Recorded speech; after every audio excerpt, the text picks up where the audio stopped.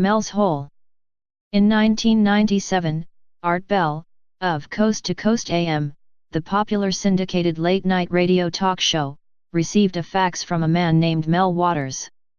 The fax explained that Mel had what appeared to be a bottomless pit on his property near Manastash, Washington. Soon thereafter, Art booked Mel on his radio show, where Mel explained what would become known as Mel's Hole to the world.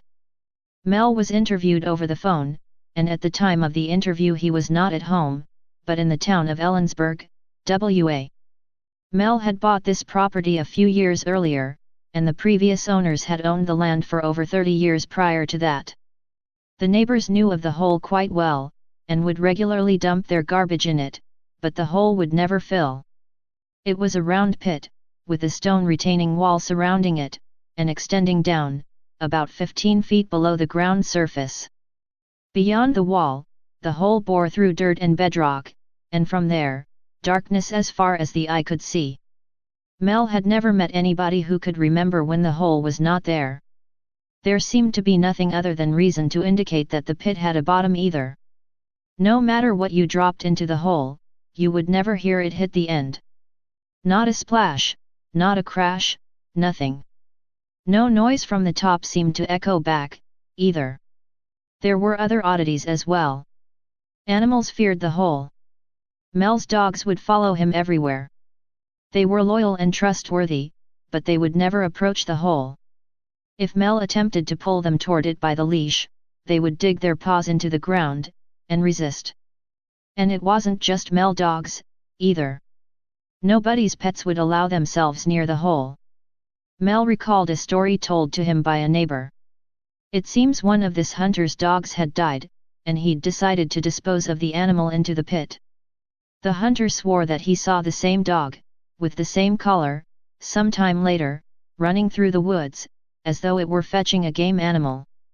Eventually, Mel's curiosity got the best of him, and he decided to do some experiments. A former shark fisherman, he knew that he could determine whether or not there was water in the pit, provided he had enough fishing line to extend to the water. He simply strung the end of his line through a roll of Lifesavers candy, and lowered the line down. Mel let the candy hang at 1,500 feet for long enough to let the candy dissolve in the theoretical water, and then he lifted his line back to the top. The candy remained. No water at 1,500 feet. Mel's next experiment was to lower a 1-pound lead weight down the pit, and when he reached the end of his spool, he simply tied on a new spool of line, and lowered that as well.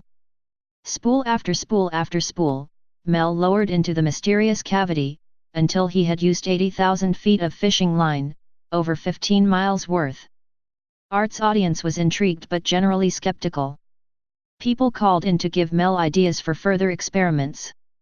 One said that there was a chance the line had already hit bottom, and simply remained taut under the pull of its own weight. Another said that if at any point the total weight of the extended line exceeded its own strength, which Mel was sure that it had, then under known physics, the line should have snapped by now, if it had not hit bottom yet. One suggested weighing the used line, and dividing the value by the weight of a single foot of line. Another suggested using radar to determine the pit's true depth. One gentleman actually suggested throwing a live cat down the pit to listen for it to stop crying out at terror. Art didn't like that suggestion. Art had a few ideas of his own. He suggested finding a volunteer to be lowered into the pit, to report on what lay below. Mel expressed concerns that there might be unknown dangers further into the pit, like high temperatures, extreme air pressures, toxic, heavy gases and the like. Nevertheless, despite these concerns, one caller quickly volunteered for the job, though no serious plans to allow it were considered by Mel. Mel himself said he wouldn't want to be lowered down there, because the rope could break. Art asked Mel if he would jump down the pit if he'd contracted a terminal illness. To that, Mel said yes. In fact, he even stated that instructions to have his body disposed of into the pit were spelled out in his will. Art also came up with the idea of allowing the government to dispose of radioactive waste into the pit for a fee, provided it really was essentially bottomless. At one point in the show, Mel claimed he'd dropped more than one television vacuum tube into the pit, hoping to hear it implode. Art warned him that after having admitting that, he might get in trouble for polluting the groundwater. Mel assured him that the water in the area remained perfectly pure, despite years of waste disposal. A strange little episode made for good entertainment for a night, and then it ended as quickly as it had begun, but this was not the last time Coast to Coast AM fans would hear from Mel Waters, and his infamous hole. Mel then took a trip over to Ellensburg, to look for someone who might have bought a matching belt buckle from him years earlier. Sure enough, he found somebody with one.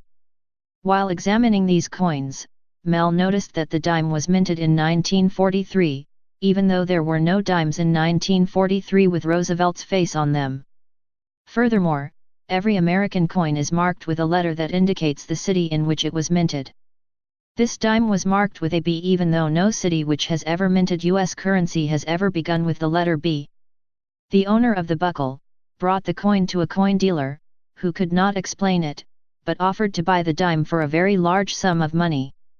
The man decided to think about the offer for a while, but a few days later, the Treasury Department came to confiscate the coin from him. Richard C. Hoagland, a hyperdimensional physics theorist, later suggested that the coins might have come from a parallel universe. Mel's former wife has now completely vanished without a trace, and Mel is unaware as to what his former property looks like now, or who's caring for it. At this point in the program, about the 16-minute point of 2002 audio file number 2, many people, including myself, were beginning to get pretty skeptical about the whole story. It appeared as though Mel's tale had been getting more and more fantastic and unbelievable by the minute. But then he laid this on Art. Pay attention, because this is one of the spookiest moments in radio history. He asked Art if he knew anything about the Terra server. The Terra server is a database of public domain aerial imagery and satellite imagery. It was made available online in December of 1997, 8 months after Mel Waters first appeared on the radio. At this point, in the year 2002, before Google Earth, Mel Waters told Art Bell's audience live on the air, that according to his nephew, Mel's former property had been blotted out, or deleted from public domain imagery. By the end of the following commercial break, Art's listeners had found the satellite image, shown on the right, which suddenly made Mel's crazy story seem like it might not be so imaginary after all. Art then testifies that after an earlier interview, a TV camera crew went up to the Ellensburg area and saw a lot of evidence that the military had indeed been there. Now Mel relates another piece of the puzzle. According to him, he'd talked to a lot of people at a truck stop near that property, and people had told him that they had seen a black beam of what can only be described as anti-light shooting up into the sky periodically, from the area where the hole was located.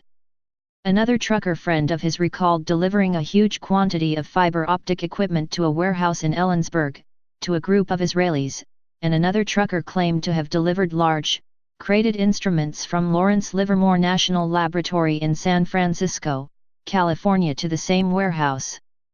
LLNL works on projects for the U.S. military, and let's not forget that San Francisco is where Mel turned up after being abducted. Mel was unsure whether or not that was related, but in case it is, I think I should report it. At this point, a fan asks Art a very good question: what are the odds of a single person finding 2 bottomless pits in a single lifetime? They have to be too low to calculate. But Mel says he found a second one, and here's how. Coast to Coast AM was a hugely popular program. It still is, but back then, it was especially popular in the western half of the United States. That part of the country has a lot of unused public land, and Native American reservations. Given the subject matter of the show, people, not unlike me, who are very interested in bizarre phenomenon are regular listeners. Well, it just so happened that a group of Native Americans in Nevada heard Mel on the show, and contacted him through email, inviting him down to their reservation to discuss his arts, crafts, and knowledge about wild plants. Mel went down to Nevada to visit these impoverished people in early September, 2001. They had done a lot of work with plants and natural medicine, and were interested in Mel's research. Mel said that the plants that worked the best were the ones he grew on the land with the hole. He described the plants to them, and asked if they were familiar with the variety. They then brought him to an area of land, where another hole was located. It was in the middle of a village on public land where Basque families had settled. The Basques, by the way, are a small and generally isolated ethnic group of people who originate from a small region in Europe. These Basques were raising sheep in Nevada. The Basques say that this hole had been there at least as long as them, and they'd been there since the 1800s. They considered the pit a spiritual point. This hole, like Mel's hole, is 9 feet wide. Only this one has a metal collar around it, rather than a stone retaining wall, and the metal lining extends down as far as the eye can see. The metal rim also produced a field of warmth, though not heat as we normally know it, around it. This hole also had strange sound-cancelling properties.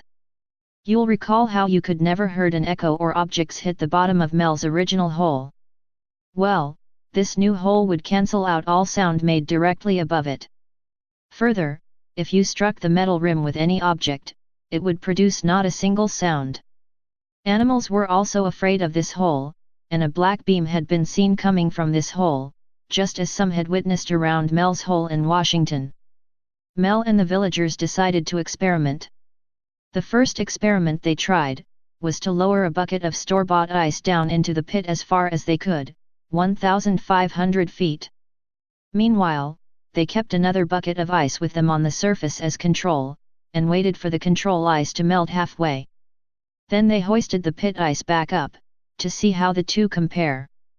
The ice in the pit did not melt. However, the ice was now lukewarm, and even stranger, it continued to remain solid, even while sitting in Mel's hands. They decided to try harder to melt the ice, by cooking it over a fire pit. Rather than melting, the lukewarm ice caught on fire. It was a heat-producing flame, but not a large, yellow flame. More like a light flicker.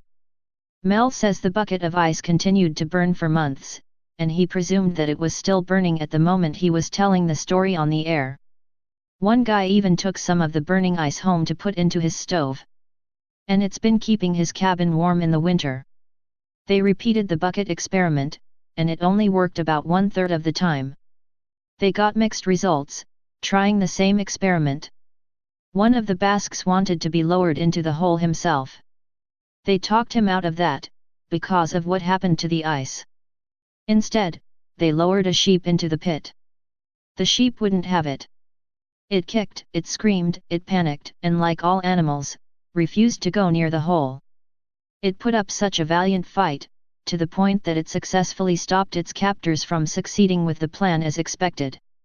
But, the Basques were determined, so they knocked the sheep between the eyes, and stunned it enough to put it in a crate with a cable attached for lowering, and then brought it over to the hole. The sheep came to, just before they got it to the hole, and it went berserk inside of the crate, knowing what was about to happen. It was producing the sort of blood-curdling lamb scream that you couldn't tell Hannibal Lecter about. Once the crate with the lamb inside was positioned directly over the pit, all noise stopped. The lamb was still shaking the box violently, but over the hole, not a sound could be heard. The descending sheep struggled inside the box as the curious amateur scientists lowered it down, but by the halfway point on the length of the cable, further movement, if there was any, had ceased to be obvious or noticeable. At the end of the line, 1,500 feet, Mel and the villagers felt a strange and fuzzy vibration in the metal rim. They left the sheep below for a half hour, and then began to hoist it back to the top. The box was definitely not moving anymore. Everything looked good from the outside of the box, but inside, the sheep is now dead. It too looked normal on the outside. So a Basque butcher decided to dissect the animal on a nearby table.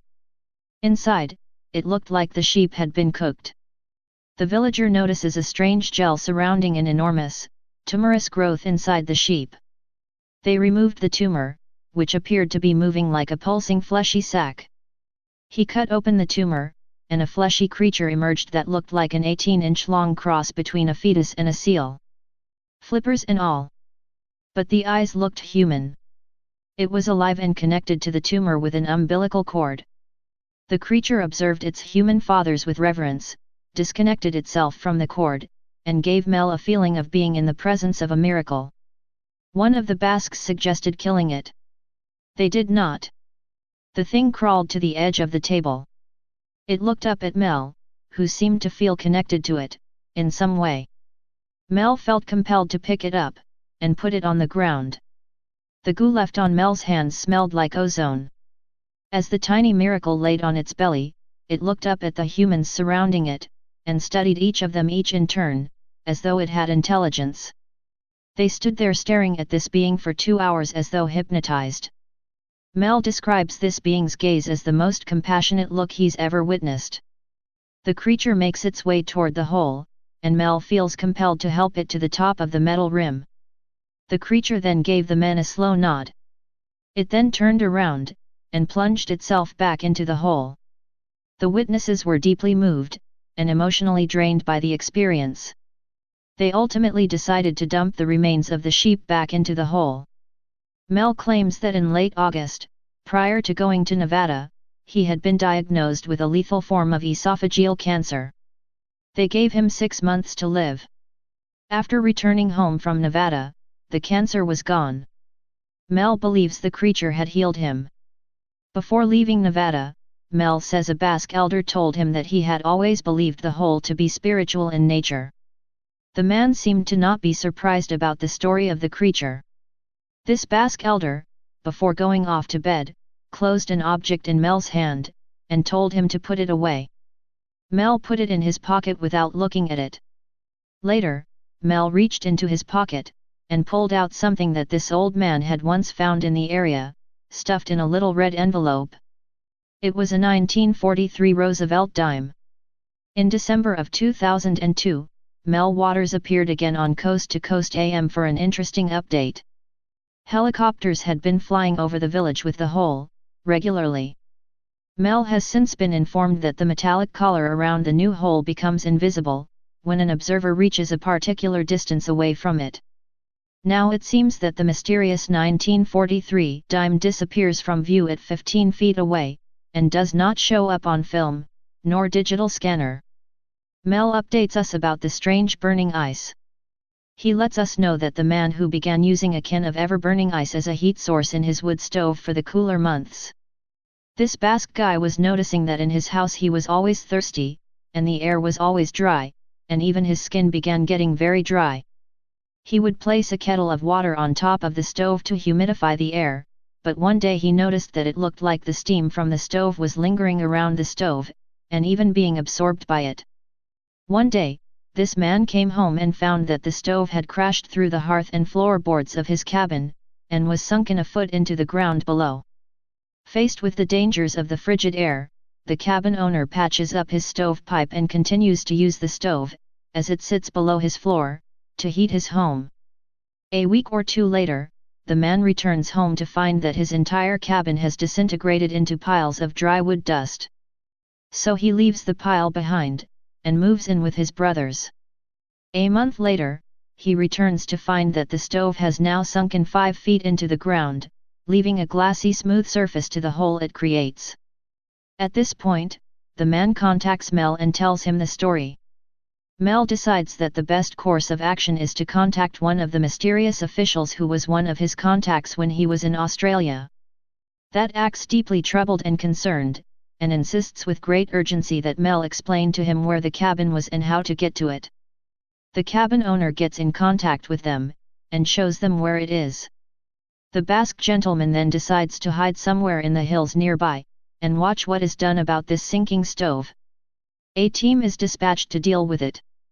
He can't tell whether they are military, or scientists, or what, but they brought out a lot of heavy-duty construction equipment to the site, including cranes. It never seems to be enough. They continue to bring heavier and heavier equipment in their attempts to extract this stove and its contents. They're having trouble lifting it even with multiple cranes. Eventually, they drop some chains into the ground, and pour water over them. With multiple cranes they were then able to hoist the stove out of the ground, and load it onto what was described as the biggest truck he'd ever seen in his life. Then they hauled it away.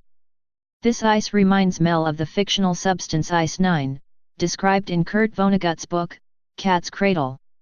Ice-9 was a form of water molecule that freezes at a high temperature, and converts surrounding water to the same form of molecule. It's a theoretical substance that could freeze all the water on Earth, and turn people into statues. Vonnegut got the idea from a scientist he'd worked with, and there are scientists today who think it isn't impossible. Mel has since been under the impression that he was being followed, saying that people he wanted to talk to ended up finding him, even though he's not easy to find. Therefore he has decided not to return to the hole, fearing that somebody might find their way to it through him. The Basques have informed Mel that the creature that had emerged from the dead sheep had returned multiple times, since it dove back into the hole the first time. The Basques say that they have found a way to communicate with the creature. It speaks to them through one of their boom boxes. The Basques tried recording the dialogue, but the only thing that showed up on the tape was not dialogue, but a series of random and pulsating tones. Mel theorizes that the creature may be a rock flyer, a creature legendary to Native Americans, which live beneath the earth and can travel between multiple Earths. The creature warned the Basques about the burning ice, too. It told them that the ice can and would destroy the earth in a very short amount of time if improperly used. They anticipate that greedy and undisciplined use of the ice would probably occur in this world. The creature says that there are intelligent beings on other worlds who anticipate that the human race will destroy itself through nuclear war, and they plan to move in once we're gone, and use the ice on this planet. Mel is told that when the burning ice is discovered in the universe, it's almost always improperly used. With that, the interview ended, and nobody has heard from Mel Waters since. Stay paranoid, my friends.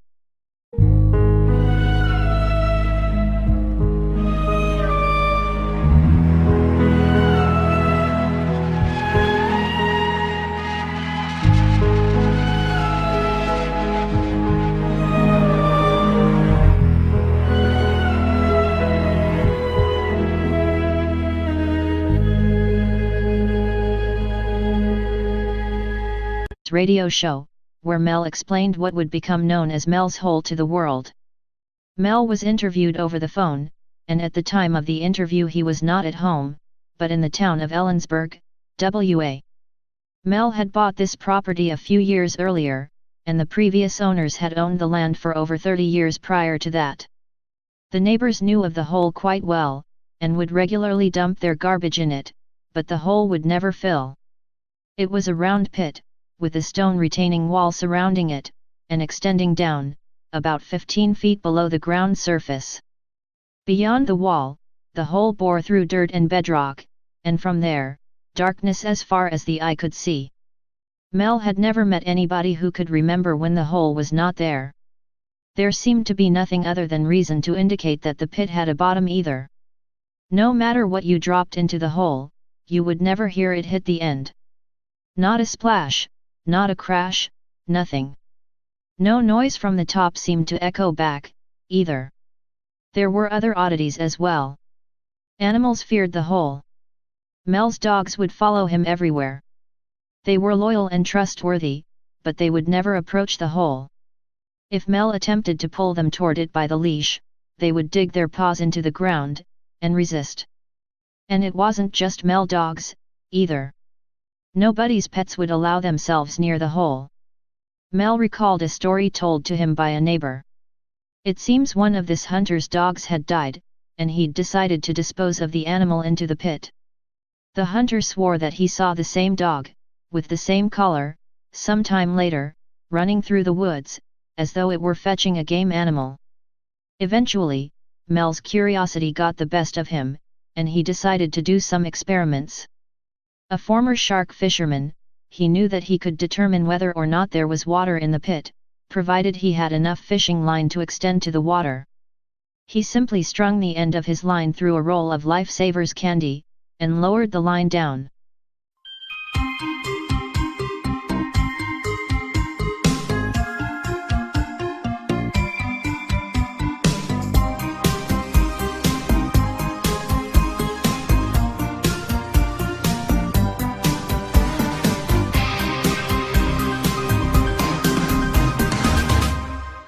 Mel's Hole.